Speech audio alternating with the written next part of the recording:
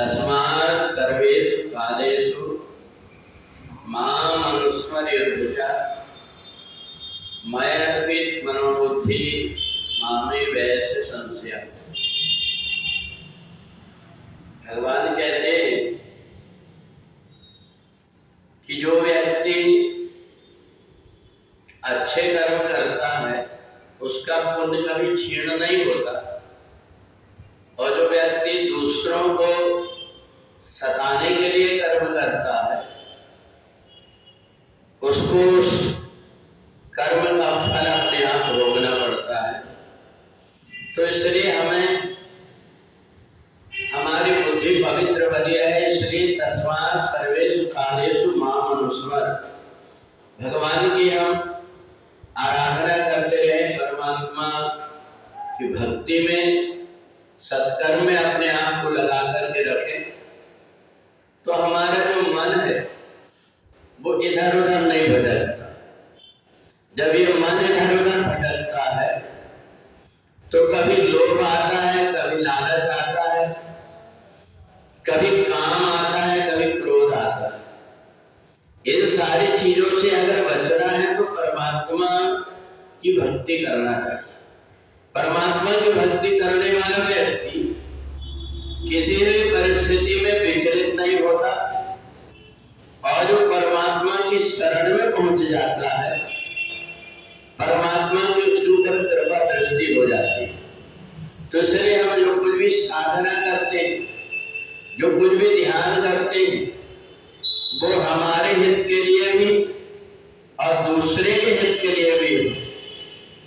दूसरे का अहित करने के लिए, दूसरों को नुकसान पहुंचाने के लिए जो भी व्यक्ति कर्म करता है उस कर्म का फल उसको बाद में भुगतना पड़ता है।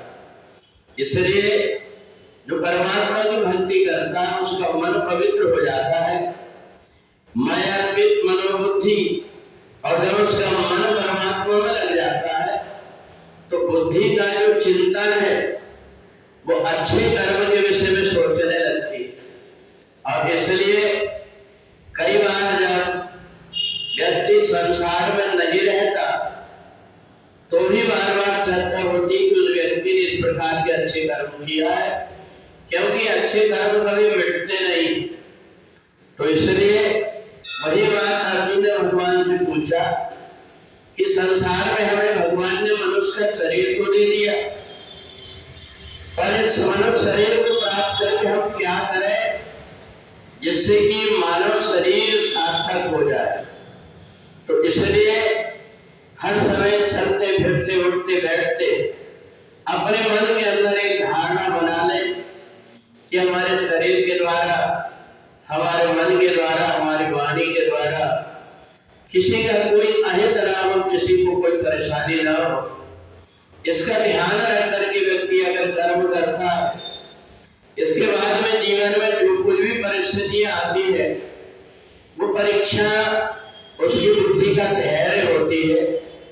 उसको धैर्य के लिए वो बुद्धि उसकी जब निश्चय कर लेती है कि ये परीक्षा की घड़ी है, इस परिस्थिति में भी परमात्मा की कुछ इच्छा होगी, ऐसा मान करके उसको स्वीकार कर लेता है और परमात्मा की भक्ति से अपने मन को नहीं हटाता। अच्छे कर्म करने वाले व्यक्ति की कभी दुर्गति नहीं होती। इसलिए जो व्यक्ति अच्छे कर्म को करता है, परमात्मा की भक्ति करता है, उसका जीवन सार्थक हो जाता है। इसलिए अक्षर ब्रह्म योग में बहुत सारे ऐसे कर्म हैं जो हमसे हो जाते हैं, परंतु सत्कर्म करने से उन जिस प्रकार की गलती हुई है उससे हमारा मन, हमारी बुद्धि को पवित्र करने का एक ही उपाय है, और वो है परमात्मा की भक्ति और आराधना। परमात्मा की भक्ति और आराधना में जो व्यक्ति लगा रहता है, धीरे धीरे उसका मन भी और बुद्धि भी पवित्र हो जाती है। बोले वृंदावन बिहारी लाल।